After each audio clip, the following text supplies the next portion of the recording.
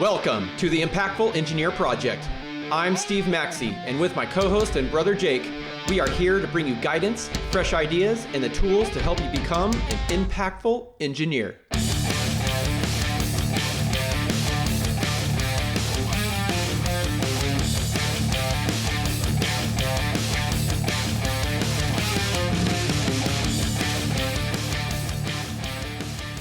Welcome to the Impactful Engineer Podcast, where we talk about how to grow your engineering career and chase your full potential and all the challenges along the way.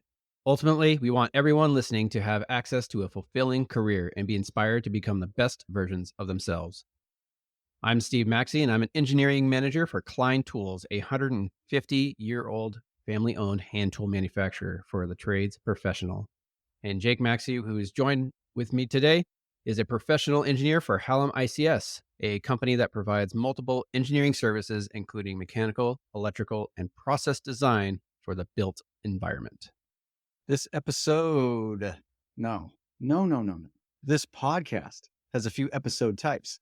The first one is this type. Our standard episode, Steve and I will present a topic. We'll introduce the why and the how around the topic and give some tips to get the conversation going and inspire some action from you on your part. You will take the action. Yes, you. Got it. Occasionally, we will have a quick solo episode that are, well, really quick and short. And down to the point, like 10 minutes or so, where one of us will have an idea that we want to share with the group. And we call these Wednesday Wisdom. And about once a month, we will bring on a guest that has an expertise in a particular field and share their perspective, mindset, and some strategies with you. It's going to be around their area of genius. We need to bring people in that know more than we do, because that's the whole point of the whole show. That's most of you. That, right? Everyone, not despite what people think, not every single person is ready to take it from here to the top by themselves. It would never happens. Okay. So if you're one of those people, stop thinking that way. Dude, I don't know. I'm feeling kind of like punchy. Yeah, it's all right. Those guest episodes are a lot of fun, of course, and look for those because they're usually packed with a lot of good information that you can take away. And they're great for long commutes because they're typically a little longer. Yeah. Heck yeah. Yeah, since I moved to Massachusetts, I've got a long commute, so lots of podcasting. Hell yeah. Sometimes I do the podcast while I'm on the road. It's kind of weird. But yeah. Yeah, so today, what's our topic for today? Let's see. Considering all options. It's a freaking good one, and we've hinted at it and touched on it before, but let's do it again. Yeah, let's do it. So, as I've shared before, I did get into engineering because I was determined to be involved with cars because I'm a car guy. And at the time, that was like my newfound hobby and purpose in life, right? That's all I cared about. So, Steve, do you know what the fastest production car is right now? No, I don't. I asked ChatGPT yesterday, or Claire did, while we were driving, and it was a Bugatti. I do remember that, but I forget. I forget the freaking make. I forgot the name of it. It was so random. It's not the Veyron. It's like the new one, whatever it's called. Yeah, and I'd expect a car guy to be up to speed. I'm not a super car guy though. I know. You used to know everything. Yeah, well, like instantaneous. I just like my Japanese shit boxes, as they say. But then, you got a job and became this engineering leader. Yeah. And so you got to think about other stuff. There's not room for that. Yeah, it's only like 50% of my life now instead of 100%. Right. Well, you still know more than me. So, but it was like 305 miles an hour. Yeah, that's relatively quick. 0 to 60 in 2.6 seconds or something like that, which is not the fastest, but well, I mean, you remember back in the day, it's pretty damn fast. Back in the day, right? In the old 240s, going 165 in an undisclosed location. Yeah. I think statute of limitations is over now. I don't know about that. Well, it is. It's been a while. I mean, close to 2 decades. Yeah. But we were smart about it. There's nothing smart about going 165 miles an hour in a car that's not well equipped to handle sudden movements at that speed. There's nothing smart about that. But, we had people at every exit. We said their traffic's clear. It's 2:30 a.m. in Mexico, right? You where we didn't live as kids, and we're like, you're clear, go. Because it took a few miles to Yeah, get up to that of speed. course. Yeah, that was crazy, man. We could have died so easily. Yeah. So back to the point, right? Yeah, sure. That's why I did get into engineering. And as I got closer to graduation, I decided that product development was where I wanted to be. I wanted to design new stuff for cars, right? It wasn't as narrow focused to the point where I want to design suspension or turbos or, the full cars themselves, etc. But I knew I wanted to design stuff for cars. And then as I got towards graduation point, I did open it up a little bit. And I was like, oh, yeah, aerospace would be would be all right, right? Or defense. But that's it. Mm. That's all I want to do. And it ended up taking me 10 months to find my first job, right? Which happened to be in aerospace. But Because you're so narrowly yeah, focused, or you didn't consider yeah. it? I mean, I was kind of jealous of how focused you were. I was like, Steve, he went to school for mechanical engineering. He knows he's going to do this. And I was like, oh, that's awesome. And I'm in school for electrical and I'm going, this is hard. And I don't know what I'm going to even do. And I just want to work my pizza yeah. job. And I was like, Steve's just like, Oh, he's just going I had a for it. goal. So, I mean, that's the only reason yeah. why I got through school because we know how my school record was before that. Yeah. Dude, if I was considered the best, like, that's sad. It's just, But keep going. yeah. Keep going. So yeah, it took me 10 months. I mean, part of that was, it was 2010. So it was on the tail end of the whole recession. But yeah, it still took me 10 months because I was only applying for jobs that were in that narrow focus. Yeah. But over the course of my career, I did learn that even if you land the job working on what you love the most, if the company itself isn't on the better half of the, shit to amazing range, you will not be happy or fulfilled in that long run. So, It will drag you yes, down. Yes. I mean, you could be designing the coolest thing on the planet, but if your boss is terrible and the company is terrible and you have to work 80 hours a week for, 9 months straight, blah, blah, blah, you're going to hate life. For someone else's Yeah, priorities, exactly. which always happens. So Yeah. So, just get ready for that. yeah, I mean, so if you are in, school and you're trying to get your first job, or even if you already had your first couple jobs and you're looking for a new one in that area that you want to work, I want you to consider that searching for the best company that you can find, regardless of what you are working on, is what's really important. It's a good first step. Yes. Yeah. Yeah. I totally agree with that. I mean, stacking skills is one of the big things that I scream at everybody all the time. And I'm going to be talking at Olin College of Engineering this summer, and that's exactly what I'm going to talk about. I'm going to say stack skills. Stop putting yourself or painting yourself into a corner and putting yourself in this little box. Like your early 20s when you come out of school and you're ready to work. Like, get a job. Yeah.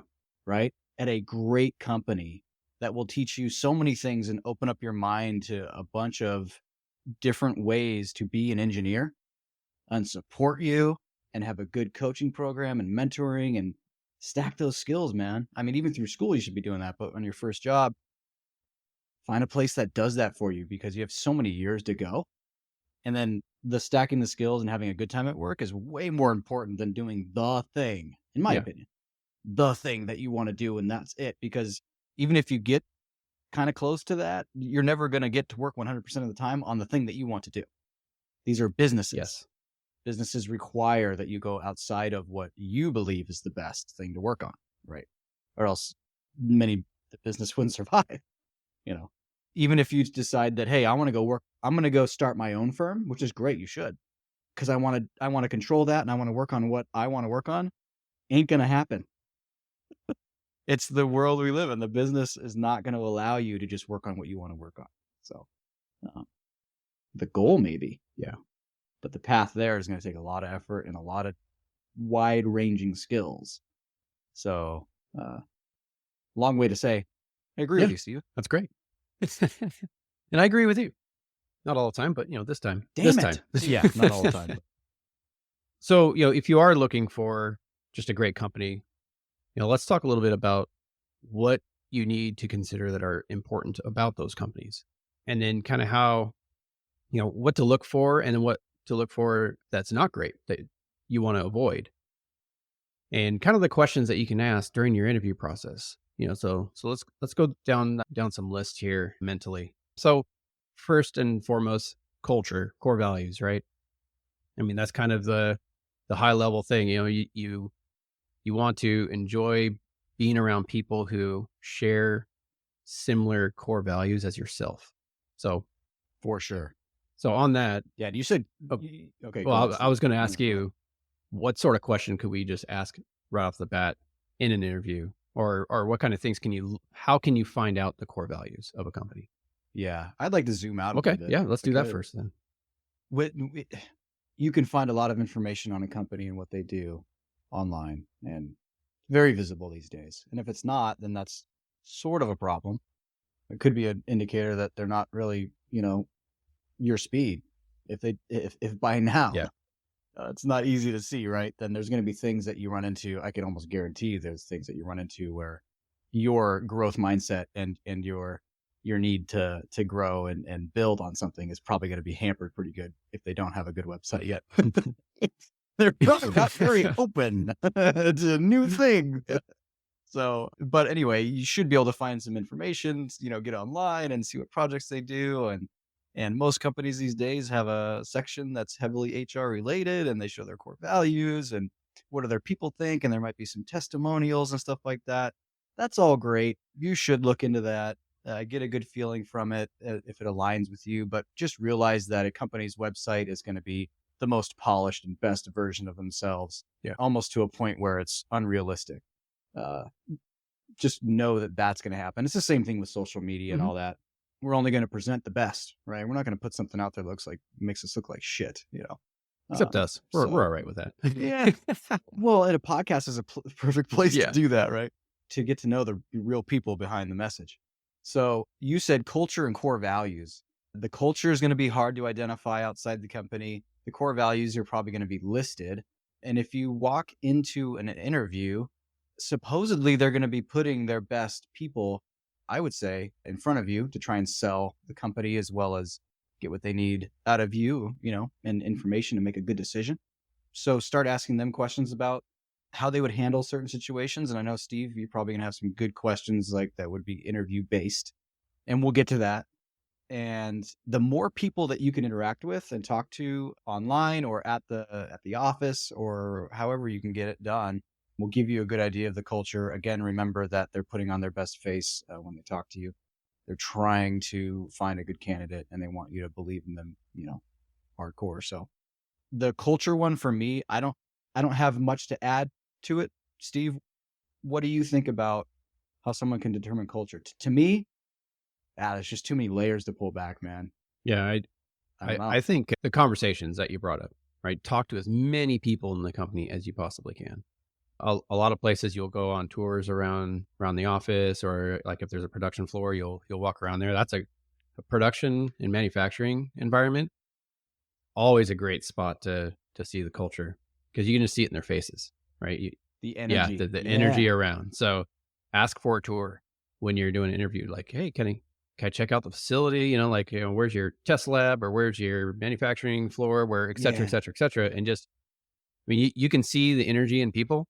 If they're moving around, but they're smiling and they're all energetic about what they're doing, that's great. But if they're like Dude, sulking shoulders, or, they just look down, or they're moving at a snail's pace, that could be a red flag. that's so good, Steve. So let them know you'd be interested in a tour, or at least walk around and if it's an office space with cubicles and people, at least, hey, walk us around your space and tell me where these people sit and where Yeah. those people sit. Give me the idea of the layout.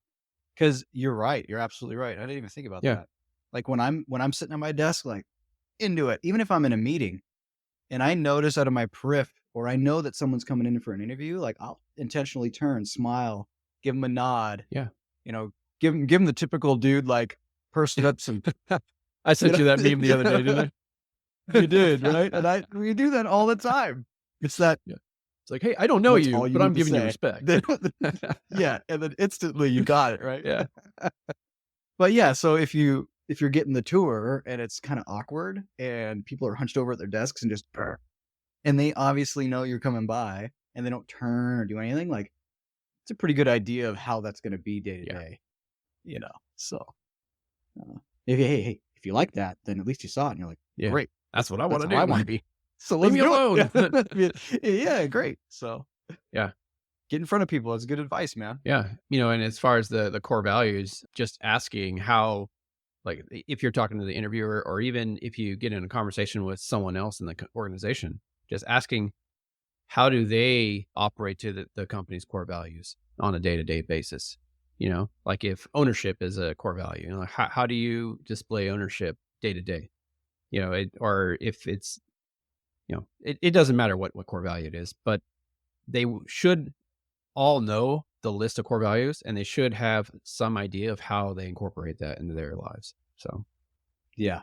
Yeah, and you could tell if they really care. If I don't know. For me, I was involved in the initiative that kind of revamped the core values and actually identified them, right? And I could probably list them all live, but every once in a while you get a brain fart, yeah, yeah, or you're interviewing, you're not thinking about it. I was like, hey man, we should have, because we're trying to figure out where do we put our core values and make them visible, and who should have them at every, at all times. I was thinking of a laminate or something that, or some sort of graphic or a pamphlet, like, or maybe something you put on the table that says, here's our core yeah, values, something to where you can flip it easy, have the mission, core values right in front of you, because you don't want to stumble on yeah, that. Like, we all have it, we all know it, but anyway, that's yeah. a Well, side note. to that point, if you ask, you want to ask what their core values are, and then you can go into being specific about how do they incorporate a certain one in their daily life, Yeah. right?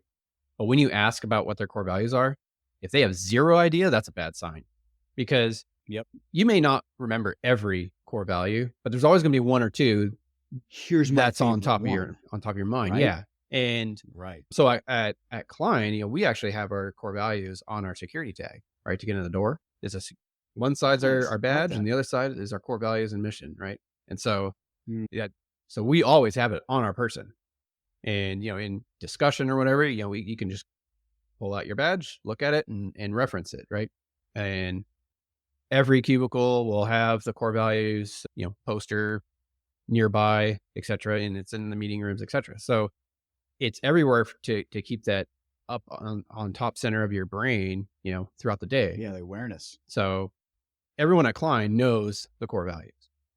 So Yeah. it would be because we really not enforce, that's not the right word, but we No, it's there for a yeah, reason. exactly.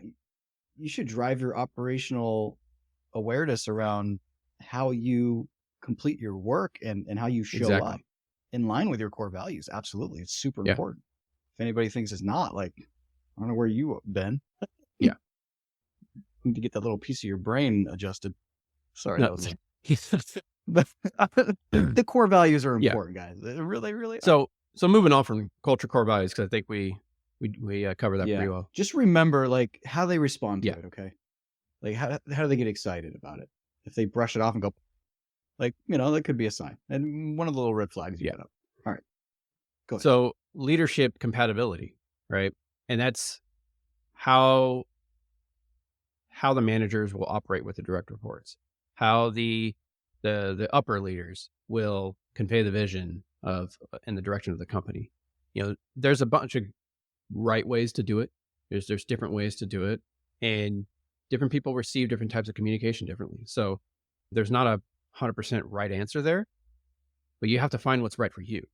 Some people, like if you're just talking about a direct manager to direct report relationship, some people like more oversight because they're a little more unsure of how to do things or whatever, kind of like that upfront micromanagement, and then you start pulling off. Some people want to be given the full runway right away, and then if they need some support, then they can ask for it, and then the manager, steps it up a little bit. So that different managers will operate a little differently, and you can even have managers that operate differently in the same department, and that's okay because you're going to have engineers that prefer one or the other. And so, there's managers in our company that operate different, and so we build our teams to align with those characteristics. So how is this going to be tied back to figuring out what place will be your place? Yeah, well, what company will be your because company? because you're How do you going do to that? understand what you like and how you operate best. And so in your interview, you can ask, like, hey, what kind of manager are you? And how do you deal with onboarding employees? How do you handle people who are aggressively trying to grow in their careers? Or how do you handle people who are, That's a good one. are struggling a little bit, even though they're trying real hard? So you can ask these types of questions to, A yeah, behavioral to understand question. how they're going Yeah. to operate in those different scenarios.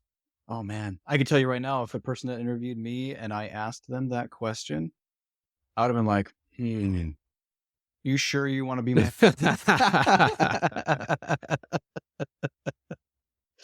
That's funny. But that is a good question because they're gonna not.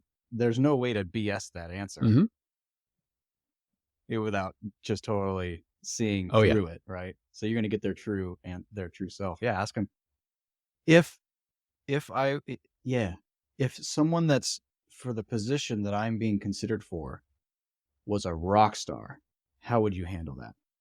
What's the career growth path? What is the what is what's the 1 to 5 year plan for someone like that? Yeah. Let them respond. Yeah. What do you do with people like that? Because if you think you're one of those people, you kind of want to know how they're going to treat you. Yeah. And Yeah. followed up as, what does that person look like? Yeah. What does that person look like? That's a good You know? question. So, you know, and expanding off of that, what are the growth opportunities? Is this a company where there's one level of engineer and that's it? And so you get your merit increases for the next 20 years?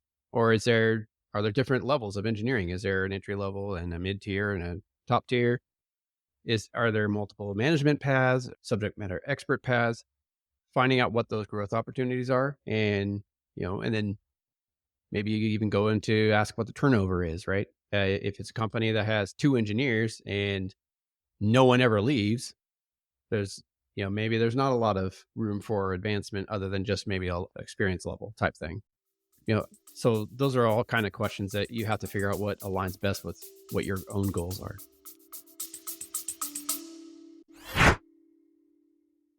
Hey, my fellow impactful engineers. If there's one thing that you could do to help out this community, it's to keep listening to the podcast, but also, if you found value in it, to share it with one person, give us a 5-star review, or even leave a text review. It'll only take a few seconds of your time. Find that person that you think could enjoy some of this or learn from it, and pass on the good word. Now back to the show.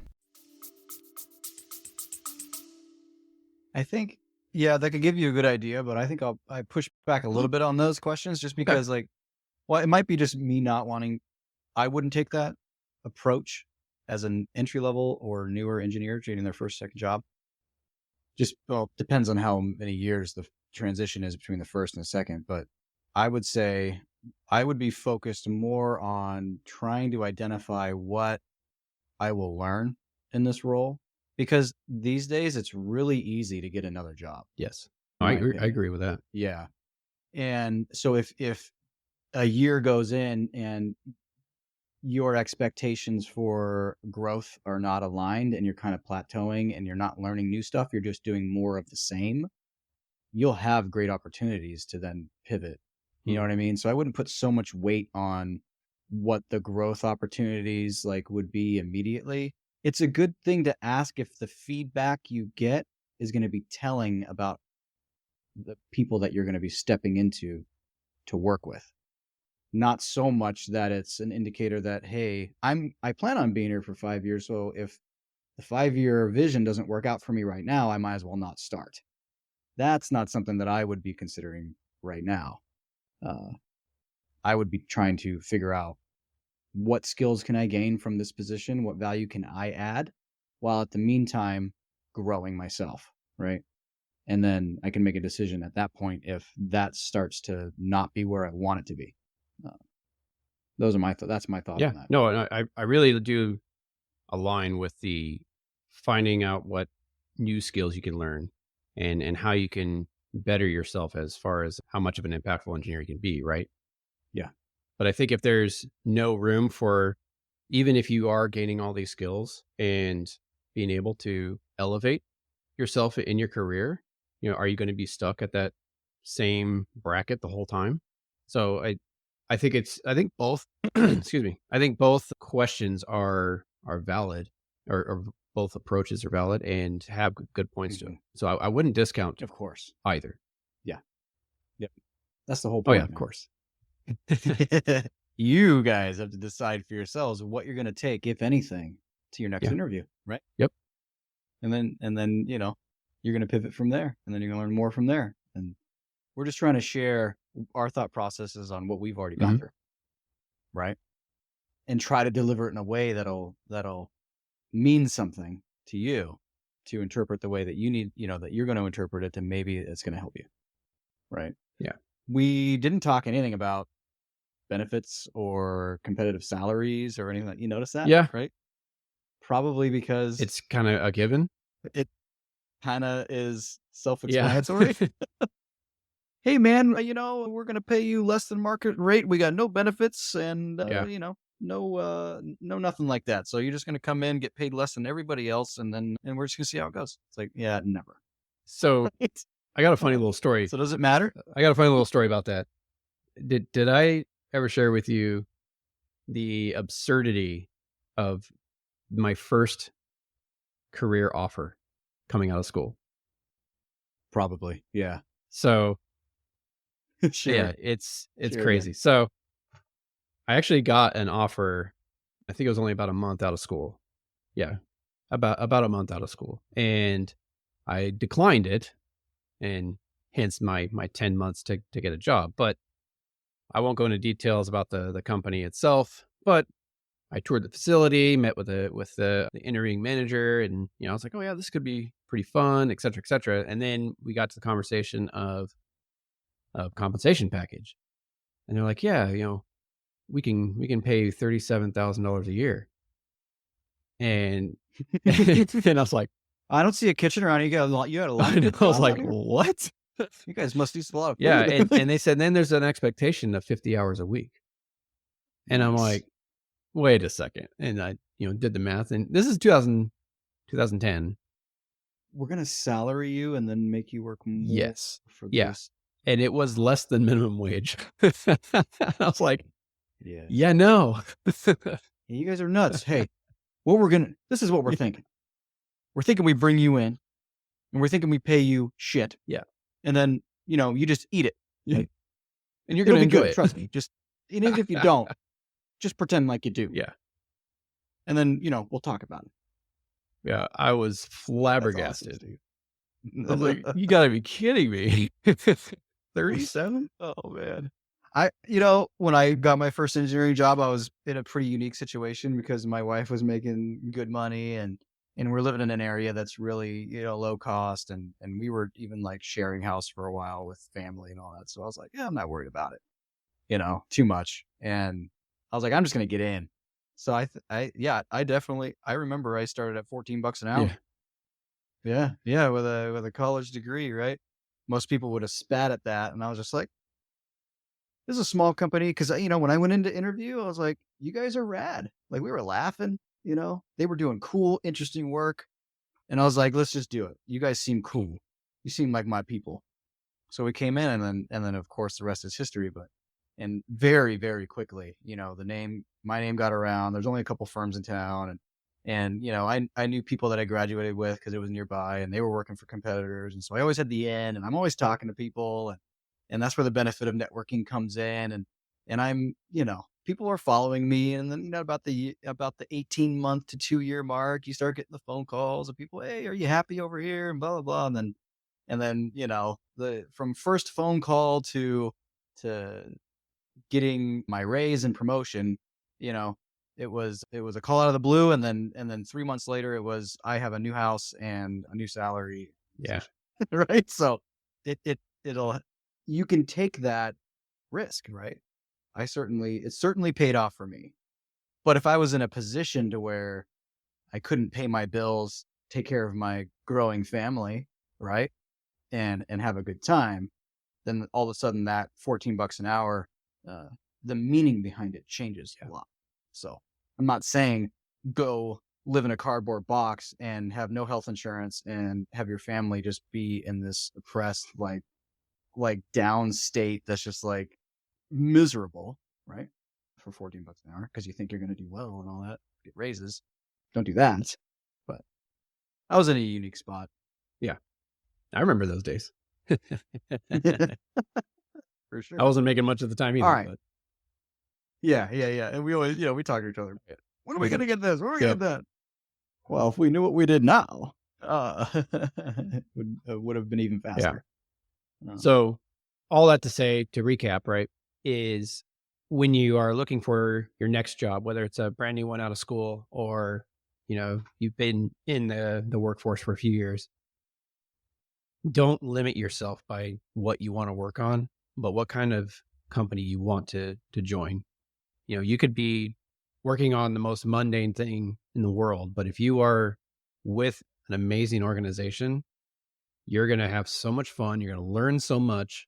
You're going to just feel so much more fulfilled, and you're going to make a much larger impact to what you're doing. Yeah. And just having that energy is going to make you a better engineer, and you're going to learn more. Yes. Just having that energy around you. Yep. And I'll leave you guys with just a couple thoughts. So when you're in an interview, I tell everybody this, that the questions themselves don't matter. In fact, none of the questions anyone asks in an interview in my industry, and I will caveat this, all right? There's industries where there are very succinct or not very pointed interviews around certain subjects. Great. Throw that out. If you're one of those, you do have to pay attention to that, and there are things you have to be prepared to do. In my industry, it's more about the energy you bring, who you are and what you want to learn, and how you want to integrate with the team and do great things with and for the business than it is what you know. I've interviewed probably 42 times now because I'm always interviewing and I'm always talking to people. I'm not ashamed of that, and no one should be. But you should always be networking and having your options open. I have never once stepped into a room and then there's a gigantic whiteboard and they go, all right, design me a fire alarm system for this set of scenarios and for this kind of thing and this situation. And let's make it this is the bidding environment and this is the contract that we're going to use. And this is the owner situation. All right, go for it. I want to see you do it. It's like, no. Yeah. They want to know who you are and how you handle things and what are your behaviors and are you going to fit with the team? And so bring good energy, right? That's really the only thing you need to do. What kind of energy are you bringing? And then kind of look at and be aware of the energy that the company is bringing you through their interview process. How are they handling it? Because it's going to reflect much of the energy that they have every day, right? So that's what I'll leave you with. And even in the really technical position interviews that I've done, the answer or the questions are always still based around interpersonal skills and behaviors, etc., and that compatibility of teamwork and how they operate. But in their responses, you will pick up their confidence in their ability to do the technical part of the job. If I'm interviewing someone about plastics injection design, right, they are going to give their scenarios about, hey, I was at this one factory and we were looking at the tool and we ran into a problem with the gates and blah blah blah, and they go into it, and you'll pick up all the technical clues in those answers anyways. So that's why when you go to interviews, you need to expect more situational questions and more behavioral type questions, and not be overly prepared and overly focused on the technical side of things. So I don't know how that ties into the episode, but that's good stuff. Little bonus material. There you go. All right, guys. We recommend as impactful engineers to focus on your options right out of school or early in your career. Your options being the opportunities to build your skills in every area of your career and life, and not to narrow yourself down so hard that you start out somewhere that 1 sucks and 2 only does one thing and then 3 hinders your career. Okay. So go out there, bring the energy, put in the work, network before you need the job, figure out who in your area that would have a good opportunity for you, build those relationships, and then have fun and take a great job and let us know how it goes. And before we sign off, sign up for our newsletter. Go to impactfulengineering.com and sign up for it. Thanks. It's awesome. Bye.